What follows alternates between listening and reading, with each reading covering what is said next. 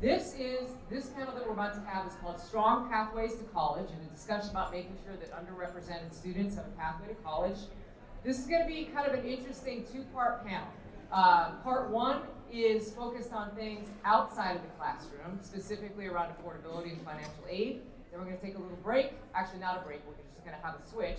And the second is focused on things inside the classroom, specifically around curriculum and faculty. But before we get started, I want to take a minute to talk about why I'm here, why we're here. Ballmer Group as an organization is focused on improving economic mobility and reducing systemic inequities for low-income kids and kids of color. This means that we work on things like youth development, like child welfare, like housing, like workforce, like criminal justice reform. And the biggest part of our work in California is around education.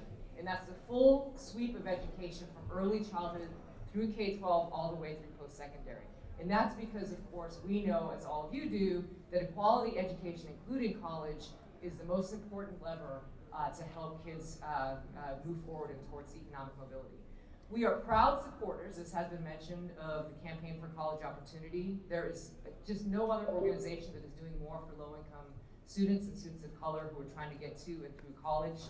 And we are also deeply committed to equity, with a particular focus, committed to equity generally, with a particular focus on Black young people and adults. We did support, there was a lot of conversation about Prop 16 in the first panel. We supported Prop 16 financially, that campaign a couple years ago. And despite what has happened, or maybe because of what has happened with the Supreme Court case, just want you to know we are sticking with the work around equity. We are standing firm, which means that we stand all the time. Also want to say quickly that the subject of this panel is important to me personally. I think probably like a lot of folks in this room, college was not an automatic, it was not guaranteed for me. Did not grow up in a family where folks went to college, and we had did not come from privilege. We had a lot of challenges, financial and otherwise, including the not the safest neighborhood. And so I needed all the supports that I could get in terms of financial aid and in terms of supports once I was in college. Should also say that in addition to my job at Ballmer Group, I have also taught at the college level for 25 years off and on. And so I have seen firsthand the importance of access for students, and particularly low income and students of color, as well as the kind of supports, quality supports that are needed once students get there. So very excited and honored to be here today with you. Before we bring up the panelists, you heard it in the first thing in the morning about we're going to get some video clips throughout the day. So this is clip number 1. I feel like someone introducing, the little bits about the Oscar nominees for Best Picture. So we're going to start by a short clip from the pilot episode of Jay and Adam Fenderson's upcoming 6-part documentary series, The Class. The series is executive produced by David Diggs and follows 6 high school seniors in the East Bay as they journey towards their future in higher education amid the turmoil of the pandemic year. Led by their college advising corps advisor, by the way, grantee of ours, also Mr. Cam, the students overcome racism, inequality, and deteriorating mental health while ceaselessly fighting for their dreams of a college degree. By highlighting the college advising corps program, the class shows the importance of strong pathways and support for underrepresented students while preparing for college. 3 Frame Media is continuing to raise funds for post-production distribution and the subsequent impact campaign to bring this important message to audiences across the U.S. So with that, here is the clip. Thank you. How about that? No? Oh, here we go. Okay, all right, thank you. That was awesome. Very cool, can't wait to see the rest. I would like to bring to stage Marlene Garcia, who is the Executive Director of the California Student Aid Commission, where she oversees a financial aid budget of over $3.2 billion. And Samir Gadkari, who's the President and CEO of the Institute for College Access and Success, or TICAS, who's also a volunteer. Thank you both for being here. Just to set some context, and not news for anyone in this room, college is expensive. Affordability continues to be one of the biggest challenges and barriers, and of course it's not just about tuition and books. It is also about food, housing, transportation, all the other things that students need. And we also know that more and more students are working and also having to support their families while they're thinking about college. At the same time, many low-income students aren't aware of what kind of aid is available to them. And so there's an assumption that it's unaffordable when in fact there is a bunch of aid that's available and much of it is actually left, unfortunately, on the table.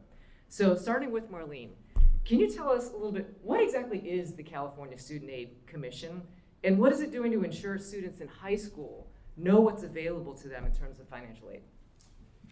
Thank you, Nina, and thank you for having me.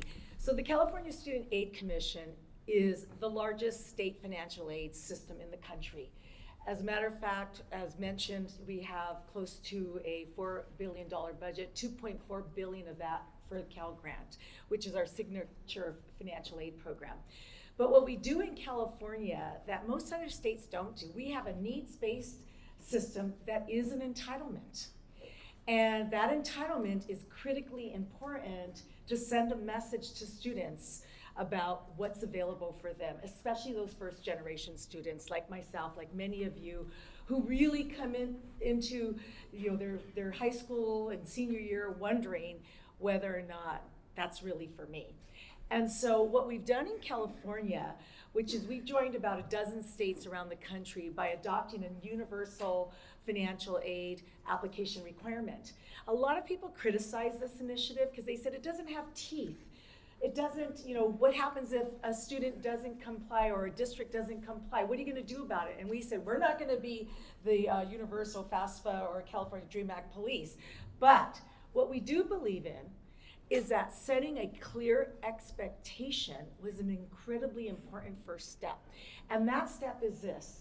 We're now saying in California, every single high school senior is required to complete a FAFSA or California DREAM Act.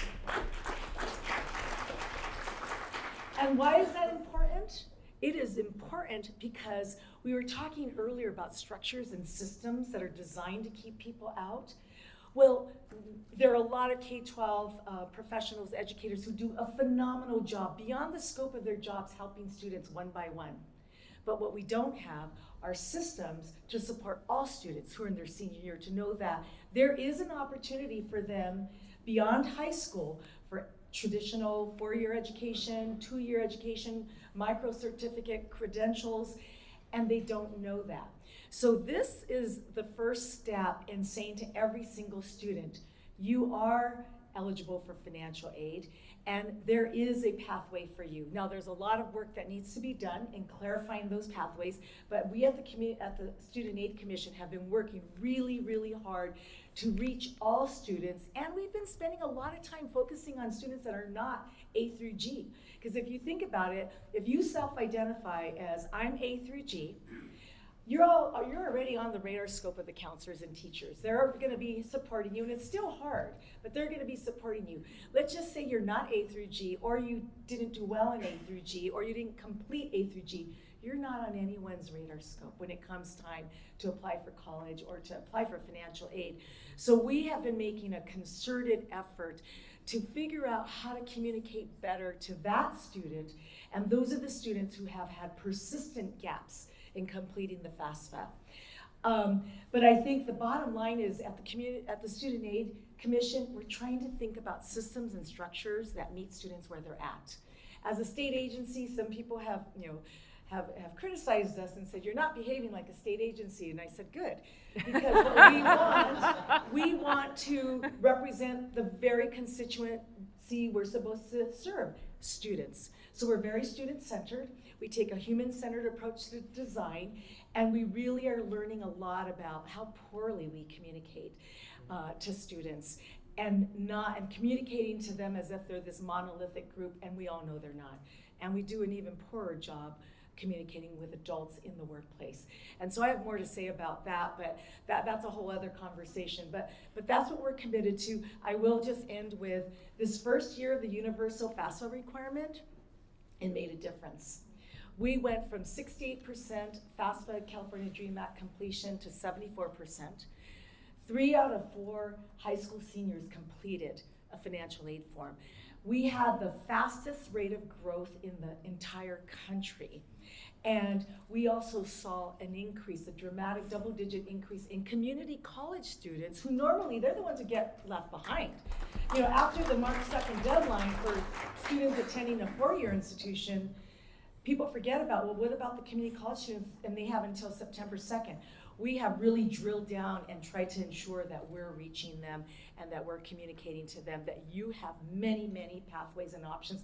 And California gives the largest amount of financial aid as a state than any other state in the country. Thank you, thank you, thank you. I feel your passion. That is so awesome. Samir, TICAS, your organization has done a lot of work to help make college debt-free for students.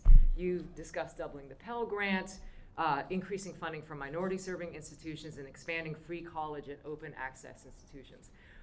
Can you say a bit more about what those policies actually mean for students? Yeah. So let's start with, first of all, thank you for that question. Thank you for having me, and thank you to the campaign especially for having such a wonderful event. Let's be clear about what we're asking students to do when we ask them to enroll in college, and that's based on some forthcoming research by TICAS. If we look at the total cost of attending college, and then we take away all of the grant aid, we have a reasonable work expectation of $9,000. We're expecting a student from a family making $30,000 or $35,000 to take on top of all of that, an additional $3,000 to $6,000 of debt or additional money they need to come up with. That's a daunting gap, especially when we think about the 40 million people across our country who have some college and no degree. So we believe that if we're going to meet our economic imperatives, if we're going to meet our workforce imperatives, we have to make college more affordable in California and throughout the nation. We're lucky to be able to work with so many of the people in this room on that fight in California and at the national level. In California, as Marlene mentioned, we're working to expand the Cal Grant to make sure that we cover as much of that total cost of attendance as we can. At the federal level, we work on the Pell Grant and expanding the Pell Grant and the Double Pell campaign. And we also believe that we need to have a federal affordability guarantee that helps make sure that for those students who face that daunting gap, we make it possible for them to attend college without having to take on debt. Great, thank you. Whose responsibility, and this is actually for both of you, whose responsibility, there's still a kind of a gap. We're talking about systems, we're talking about schools. Who should be telling students and parents about what aid is available? Like, who does that fall on? I mean, you have both taken on a lot of that responsibility yourselves, but in terms of how it actually reaches students and families on the ground. So, yeah, sure, I'm happy to start. I'll say that I think that our role as policy advocates, as policymakers, is to design systems where we take the complexity onto the policy side and make it simple for students and families to understand what they need to do in order to be able to navigate college. And one of the things that I appreciate about our thoughtful partner, our fierce advocate at CSAC, is that I know Marlene is committed to that and to getting great information out. So communication is such a critical factor in financial aid literacy. And the system is so complex. I mean, most of you probably have had some experience with the FAFSA or the California Dream Act. It is incredibly complicated. And then the financial aid itself, the packaging itself is very complicated. So what we've done is we train all the counselors up and down the state on how to make sense of it all. And but what we've done to try to communicate more effectively, we started taking a top-down and bottom-up. Normally, it falls on the shoulders of the counselors at a high school, and they've got thousands of students to their one individual, and it's not enough. It has to be the whole community. So we started meeting with superintendents and say, look, this is really important. Your students are leaving $500 million on the table by not applying for financial aid just in California alone. This is critical. And so we started engaging with the leadership of K-12, and then of course we continued from the ground up, which is really where it all happens, and the school districts, and then we have a CalSOAP program that there's 16 different CalSOAPs in the state, and they work in about 300 schools and about 100 districts and serve 70,000 students a year. But what we really need to do is simplify. We shouldn't have to have a whole cadre of people who have to help you figure out financial aid. aid. If it were more intuitive and simple to understand, you could do it yourself. As a first-generation student myself, I remember the financial aid. I did it all by myself, and I didn't have someone. I was just lucky. And that's what we have to change. Not that student that manages to break through the system because of sheer luck or an accidental encounter with some really super awesome person who says, let me help you. The system has to be better, and we'll talk about that in a moment, Cal Grant reform, and that's part of that systems change that we're advocating for. Thank you very much. And to that point, so, students, families will see the high sticker shock, of college, and then don't necessarily have someone who can help them figure some of these processes out. Then you have for-profit colleges and universities who make it really easy. They package the supposed, aid. They have someone right there to help you. And in fact, we know that this is going to happen in such a way that students are then going to come out saddled with that debt.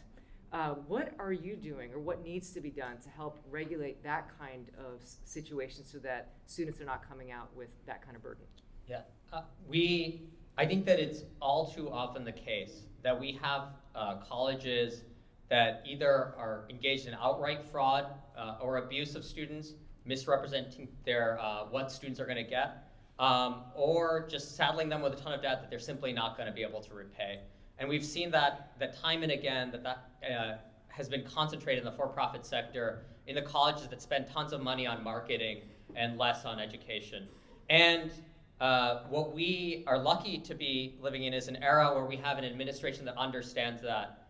In the Biden administration. And thanks to the administration and Undersecretary Qual, we have the strongest ever gainful employment rule, which protects students from colleges that create outsized debt relative to earnings or that don't offer an earnings gain beyond a high school diploma.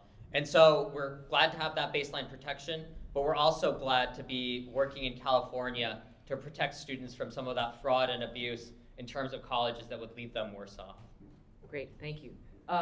We referenced Cal Grant.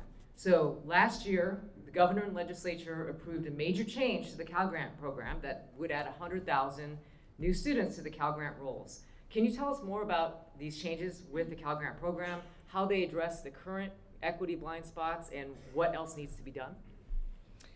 Sure. So Cal Grant has been an ongoing process for the past 4 years. And the Cal Grant reform is a new policy framework called the Cal Grant Equity Framework. And this framework was designed very intentionally with a group of stakeholders. Many of you in this room actually participated in the development, but it included institutions, legislative staff, policy experts, advocates, students, and others. And we took a student-centered design approach and said, today's students look very different than the students in the 1950s when the original Cal Grant was established. What would we do differently to serve today's students? And so we started from there. And it looks very different. So Cal Grant reform is simplified, it's streamlined, and it eliminates equity barriers, which, by the way, were put into place as rationing devices. And they rationed out the very people that financial aid was supposed to serve. So the legislature and governor have been adopting portions of the Cal Grant reform, and they're funding 100,000 plus more students in the community college sector, which for the first time, community college students, irrespective of how many years you've been out of high school, you are guaranteed a Cal Grant if you're eligible. That is huge, because what California was doing prior to that, and we still do it for the four-year institution students, if you're more than a year out of high school, so you're that adult that everyone says needs to go back for education and training, for upskilling and reskilling, we put them in a competitive pool. We didn't guarantee them anything. As a matter of fact, only 2 out of 10 students who are fully eligible used to get Cal Grants.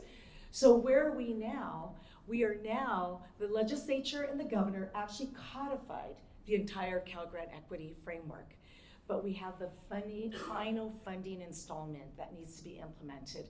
And they said in the budget language last year that there will be a trigger in May 2024 as part of the May revise to take a look at the overall economy and to determine whether we can afford that final increment of funding. We've already added millions and millions to Cal Grant, But what we're saying is, how can we not? We have all of these different components of Cal Grant already adopted, but this final step is what allows it to go from 8 different kinds of very complicated programs, entitlement programs, competitive programs, A, B, and C. You know all the alphabet suit of Cal Grant. It'll convert it to Cal Grant 2 and Cal Grant 4 with one set of eligibility requirements for Cal Grant 2 community college students and one set of eligibility requirements for students attending a 4-year. It is completely understandable, intuitive, and yet it is so hard to get structural change. And that is why we're pushing so hard, because it's easy to tinker on the margins. But when you're telling people we're gonna have a whole new system that, oh, by the way, is designed around what the student needs, you get a lot of pushback, and we're getting that. So we're not stopping, we're gonna push until we get that final increment of funding. Great, thank you. One last question for part 1 of the panel. What do you see as the top 1 or 2 priorities to address the affordability issue going forward? Well, I think Marlene just touched on it. We need to fight for the Cal Grant, and we're lucky to be in a room where there's so many of our partners in that fight. So I think that is essential. Moving forward with the Pell Grant and with a federal affordability guarantee is equally essential. But I think I'd say most of all, we have to spend the next year and change building a broad coalition to fight at both the state and federal level to make big change possible in the years to come. Great, thank you. What about you? Clearly, Cal Grant reform, it's a structural change that's really needed. But I also want to underscore something Samir said, is that we've got to get away from designing a financial aid policy around tuition. It's the total cost of attendance. And in California, it's not really the tuition necessarily that's most expensive, it's living expenses. We just completed a survey last month. It's a student aid basic needs survey. And what we learned is 64% of current college students who are on financial aid are struggling with food insecurity, and more than half are struggling with housing insecurity. You cannot succeed if you haven't had a meal or you didn't have a safe place to live. So we're really committed to, instead of having a piecemeal approach to financial aid, that we're going to take an approach that helps bring the services and braids them together so that students just say, yes, that's what I need. And this gets them close to that cost of attendance, if not the full cost of attendance. Great. Thank you very much. Thank you, Samir and Marlene. We are now going to do our magic shift. Thank you. Marlene is actually going to join us at the end of the panel again for questions. Samir has another commitment. I would like to, at this point, welcome to the stage the second part of our panel, and the second set of panelists, Pamela Birdman, who's the Executive Director of Just Equations and an expert in the role of mathematics in education equity. And then Dr. Tommy Chang, President and CEO of the New Teacher Center, who's been a teacher, principal, and superintendent of Boston Public Schools and is now laser focused on educator effectiveness as a way to combat education inequity. Welcome. Thank you. Good to see you both. Yay. So again, part 1 of this panel was outside the classroom. Now we're moving inside the classroom and talking about the role both of curriculum and faculty in students' access to college. So starting with you, can I call you Pam? Please. Pam? Okay, Pam. You've said, great quote, "If education is the great equalizer in this country, then mathematics might be the great divider," end quote. Just sit with that for a second. Pretty powerful. In particular, you've talked extensively about how the drive to calculus in high school, especially for non-STEM majors, contributes to inequity in college access. Could you talk a little bit more about that? Yes, I'd love to, but first, I want to make a personal comment, which is that I'm here to be on this panel and to talk about math, and it's a big passion of mine, but I'm also here for the day to celebrate the campaign, and I just can't help saying this because I am a proud founding funder of the campaign, and I was at the Hewlett Foundation back in the day, and I'm just so proud of Michelle, Audrey, and Jesse, and the rest of the team, and where you've all led us. So I could say more on that, but I'm going to talk about math now. Okay, so to talk about this, I'd like to start with why do we have math education? Why do we teach mathematics in schools? And I like what the National Council of Teachers of Mathematics has said, which is it's to help students expand professional opportunity, understand and critique the world, and experience beauty, joy, and wonder. Mathematicians love that third one. But the point is, most students don't experience all of those. And too many students don't experience even any of those three in their experience in math class. So it's not serving its goal, and for too often, and particularly for Black and brown students and students from low-income backgrounds, math does not really serve its intended purpose to serve as a gateway to future opportunities, educational or career opportunities, but it kind of serves as a gatekeeper to stop students in their educational tracks. It's so often used as a means, a sort of convenient means for ranking and sorting students. You know, you can access this opportunity, but you can't access that one, in ways that can be completely arbitrary. So, and we have these notions that in math in particular, that only some students are cut out to do math. And these very narrow perceptions of what it means to do math that are tied to, you know, school math and solving math problems that is not really related to how people actually use math in the world. But math becomes this convenient default, as I said, for sorting students. And so that brings me to the quote and the example of AP Calculus. This is just one of many examples of how math serves as a gatekeeper. So math is the only subject in which getting to an AP course requires students to start their high school sequence in middle school. And so access to different math courses in middle school often becomes a predictor of students' ability to get into college, whether or not the students know that at the time.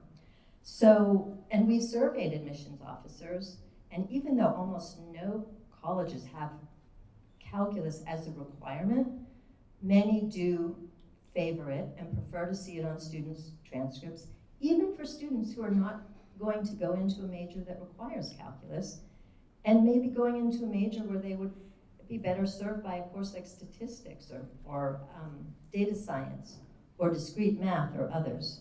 So as a result, we have this unfair system in which you have students whose high schools don't even offer calculus, disproportionately, Black and brown students.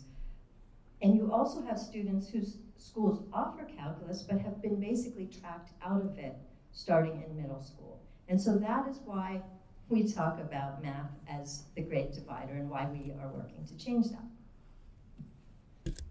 Thank you. Just gonna take a second to say so much of what has happened today, as I'm sure for all of us, reminds us or brings up stuff from our own educational experience. So everything, I feel like the trauma of folks thinking I shouldn't be in college, and then the trauma of not being able to afford college, everything. Then there's a math piece too, and one of the kind of hearkening back to the past. So 20 some years ago, I worked for LAUSD, and I was the chief of staff for Janethia Hayes.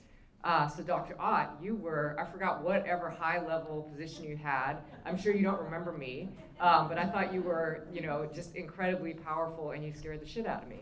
So, so there's a part of me that is still like the 30-year-old, like not quite knowing if I'm, supposed to be in the room. But the conversation that we were having at that point, one of them was around the A through G curriculum, as you recall. And the reason I bring this up is that I remember that we were, one of the places, Janethia Hayes, school board president, represented South LA, and Fremont High School at the time, offered 13 classes in cosmetology and 0 in calculus. Do you remember this? Like we put it in an op-ed. So talk about like the blatant, kind of assumptions of what people could do. So it's to your point about folks, some schools do offer, some don't, but steer away. So thank you for that. Tommy, so it's actually human beings, administrators, teachers, leaders who make these kinds of decisions that we're talking about today. You've been in education in a number of different roles, and now with the new Teacher Center, your work is around improving educator effectiveness and better aligning educator practice to the real needs of the students that they serve. What does that actually mean? What does that actually look like? We'd love to hear more about your work. First, gratitudes to Campaign for convening this conversation and having a conversation about what goes on in the classroom, like the nerdiness of pedagogy. I appreciate that this is a topic. So, first of all, New Teacher Center, our mission is to disrupt what we believe is systematic inequalities that exist in education, and we're going to disrupt it through accelerating teacher effectiveness. That's our work, that's our mission. And we've been doing it for 25 years. We actually started in Santa Cruz County. Our founder had this vision 25 years ago that all new teachers needed to be supported, needed to be mentored, coached. That actually wasn't much of a thing. When I started in teaching, I was part of a BITSA program. And in BITSA, I was observed twice in 2 years. There's a checklist, signed off on it. I was ready to be a teacher. I was qualified. But the world has changed quite a bit. We know, and decades of research will confirm, that the effectiveness of teachers is the single most important in-school factor on student achievement. And it can mitigate, especially in early grades, it can mitigate factors that exist for low-income young people associated with growing up in low-income households. So I believe it's an equity imperative. We've got to improve teacher effectiveness. Now, what do we do? And what does this work look like? I think there's a lot of emphasis in making sure teachers are being prepared to teach academically rigorous content. That is very important work. But in New Teacher Center, we believe this work is both about heart and mind.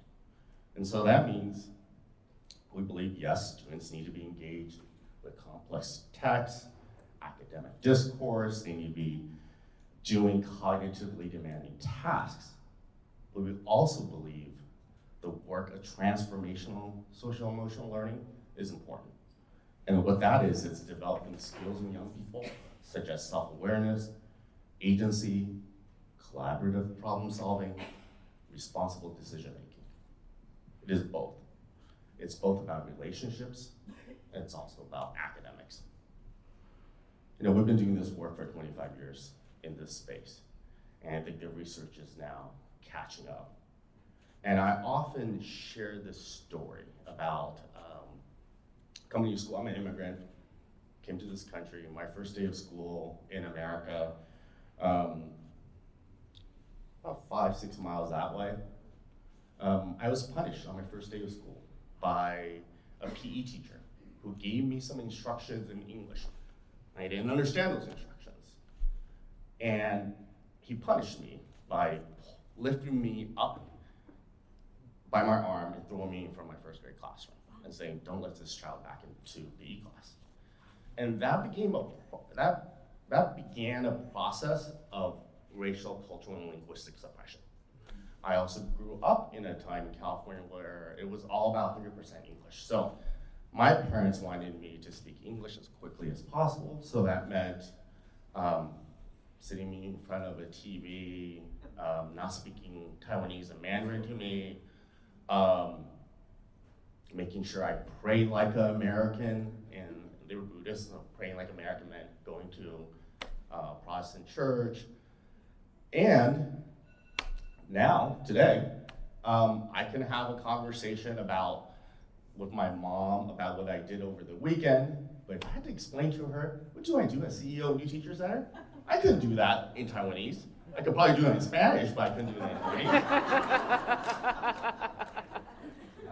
I think the opportunity here right now, and this is the equity imperative, is that as we prepare the next generation of teachers, we need to understand this affirming and sustaining of racial, cultural, and linguistic identities of our young people is just as important as the academic work.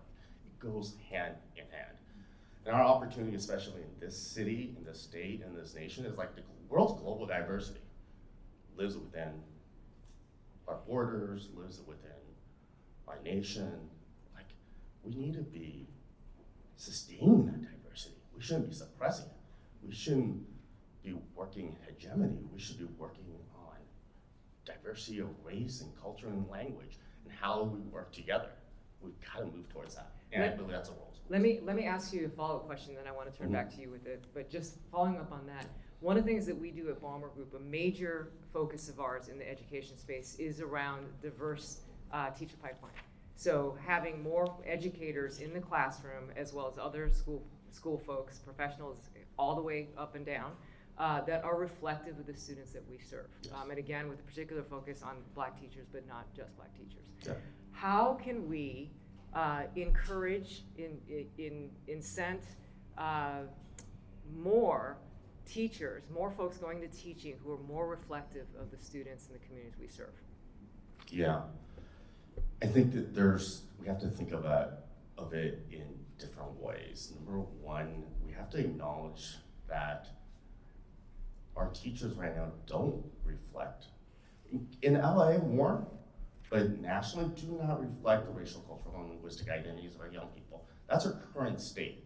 So we have to do something about our current state as well. I was talking to the superintendent yesterday, and she was explaining that 55% of her district is a large district. 55% of the district are teachers are white, yet 5% of our students are white. So something needs to be done now, and that's where our coaching work is so important on transformation, SEL. And at the same time, we've got to create multiple types of pathways to make sure young people in high schools see themselves, are inspired to go into education, because they are not right now, to be inspired and finding debt-free pathways to get them through. There are ways, there are solutions. I think like different states and different cities have experimented with this sort of work, but that's a long-term play. We also need to work around our current realities. Great, okay, Yeah, thank you very much. Can you say a bit more about other ways that you think that bias shows up in the school system and in classrooms, and what we might do about it? Well, I'm going to talk about bias in the with respect to math alone. So bias shows up. Actually, we just had a report out yesterday that we did, Just Equations did with Education Trust, and it shows that we know Black and brown students have less access to advanced math, but what the report looked at was high achieving Black, students who are high achieving in middle school, they also have less access to advanced math courses. So that's where, you have to look at the practices of counselors and teachers and the types of, placement systems that are allowing that to happen. Because when a student gets to college, for example, and they don't have calculus on their resume, or they want to go into a STEM field, that will be held against them. So, so these placement systems are an example, and it was talked about earlier by Tom. He was talking about like teacher recommendations. So for placement, things like teacher recommendations are not an unbiased, factor. So we need to look for less, policies that can create less bias. And it's interesting that we're talking about teacher effectiveness, because I just want to add that, I work in this math space, and we were like the first organization focused on math that isn't comprised of, mathematicians and math educators. So we were specifically trying to bring a different lens to that, which is being advocates for students, not advocates for math. Anyway, because as a brilliant person once said, I don't teach math, I teach students math. So I hope that partially answered your Yeah, question. great. And to that point about using policy, like Yeah. what other policy levers can we use to Okay. tackle bias? Yes. Yeah, so on this front about counselors, for example, some states are adopting these automatic enrollment policies, which, and they measure achievement differently, but the high achieving students are automatically enrolled in the more advanced courses. So they're trying to circumvent the issue of counselor bias. I mean, obviously we want access to counselors, but we don't want unfair or biased counseling. So that's one example. And admissions policies is another one. We think, you know, if schools, we think there's too much emphasis on calculus, but if schools are going to expect calculus, they should be transparent about it and say that that's a policy. And many don't, but they still, you know, put a lot of weight on calculus. But we also think, particularly for students who are not going into a STEM field, calculus shouldn't be a requirement. And we also think that for, even if they are going into a STEM field, they have to look at their math course taking in the context of their, you know, what's available to them as in high school. I have others, but I'll stop there. Okay, great. Thank you. Tommy, same question for you. What other ways do you see bias showing up in the system, and what are some of the policy solutions to addressing it? I'll talk about curriculum. Just want to on-ramps to this question. But whose story is told, I think, is the thing I think about. As I shared, I went to school in Southern California. I worked in Los Angeles for 25 years. I did not know there was a Chinese American museum 2 miles north of here until 2 years ago. Do people in this room know that there's a Chinese American museum? Yeah, it's in El Pueblo. Like, I think I saw 3 hands go up. The biggest massacre of Chinese men happened right there 150 years ago. I had no idea. I didn't have an idea until 2 years ago when I do a podcast. It's called the Miseducation Podcast, where we tell Asian American stories. It's Asian American storytelling. And we interviewed the board chair of the museum, and she shared the story with me. And she explained how she is going to be committed. Her name's Dr. Gay Yuan. Some of you may know her. She's committed for the rest of her life to making sure that story is not forgotten. And she was inspired by Black Americans, especially who work in Tulsa, around Tulsa race massacres. Like, how come I never learned that story? And I enjoyed my field trip to Silvera Street, but I wish I would have just taken a few steps south and gone to this museum. Great. Thank you very much. I think we have time for a few questions.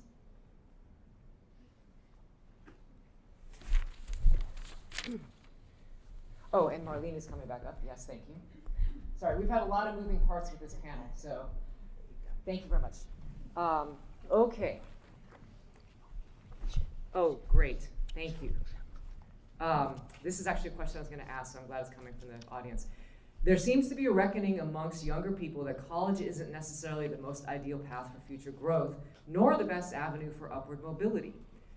Any success seems to be canceled out by unaffordability and the growing weakness of bachelor's degrees. How would you address this realignment, and what would you say to those young people who feel that college just isn't worth it? Anybody want to jump on that? Go ahead. So we ask ourselves that question a lot because the value proposition of the college education is really right now being highly scrutinized. As a matter of fact, a recent poll by Lumina and Gallup showed that 53% of adults who had stopped out of college or didn't enroll in college didn't think they could afford college and it wasn't worth it. And about 38% of them said, I have to work. And the perception of it, do I work? Do I go to college? Am I going to get what I want out of it? Is a real fundamental question. And honestly, I think it's a question that the entire post-secondary education community needs to be asking itself because it's not accessible. And we have a great tagline that everyone beyond high school should be taking some kind of training or education, but yet we make it very difficult. So I think that's a call of action, is what does that system look like that has multiple on-ramps that make sense to the individuals who have to pay out of their pocket to go to pursue this education. Great, thank you.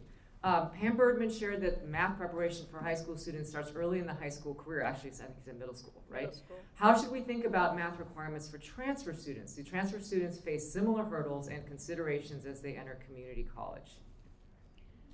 I wonder who, yeah, I look forward to talking to whoever wrote that question if you want to identify yourself later. But yeah, that is a question that we are actually looking into now, so I can probably tell you more in 3 to 6 months.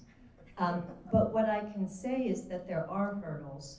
There are examples of community college students, for example, who have taken AP Calculus, get a 3 on the the AP Calculus exam, go to a community college, are placed into Calc 2, succeed in Calc 2, maybe even 3, then they go to a 4-year university and are told, well, you have to take Calc 1 because we require a 4 on the AP exam and you only got a 3, which is ridiculous. They've already taken Calc 2.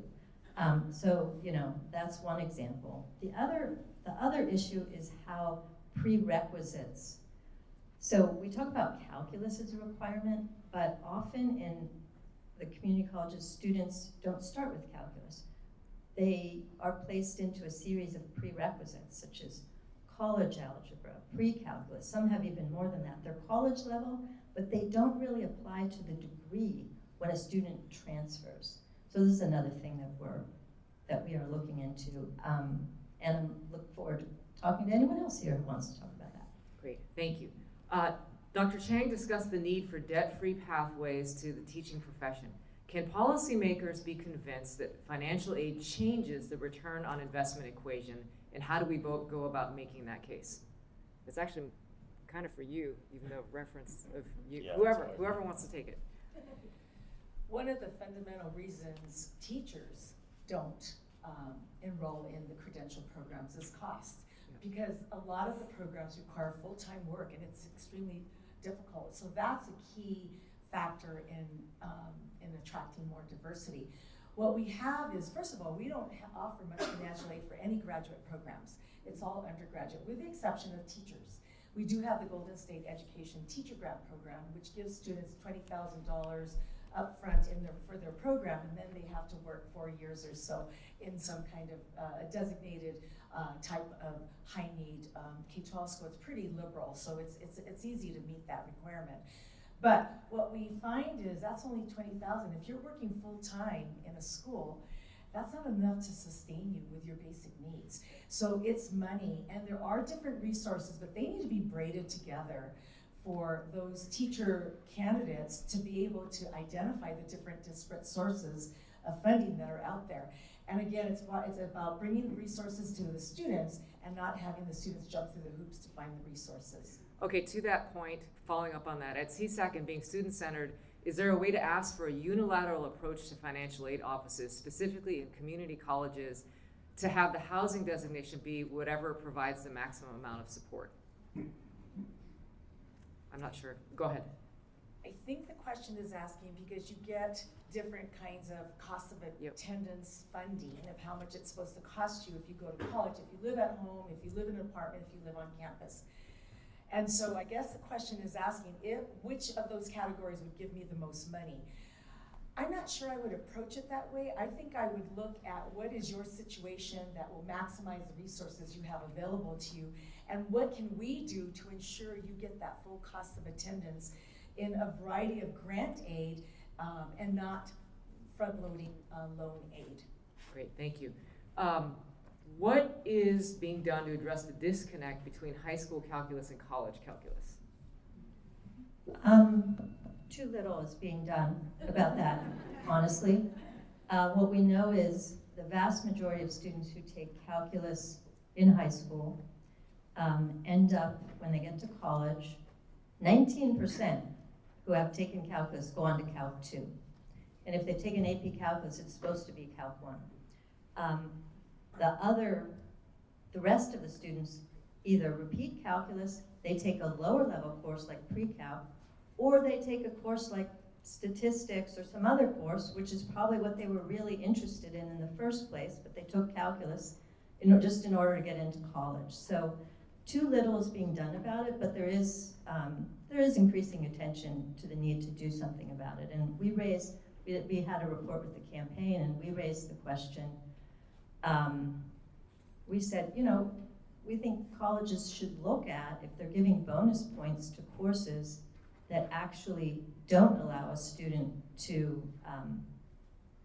skip a college course. Is that a good policy? Great. Yeah. Thank you. This is a little bit of a shift, but I think it ties to some other earlier thought. What about for undocumented students and DACA students? Even with help in completing college, what can be done to actually help students join the workforce and thrive as citizens with the degrees that they've worked so hard to obtain? Anyone want to take?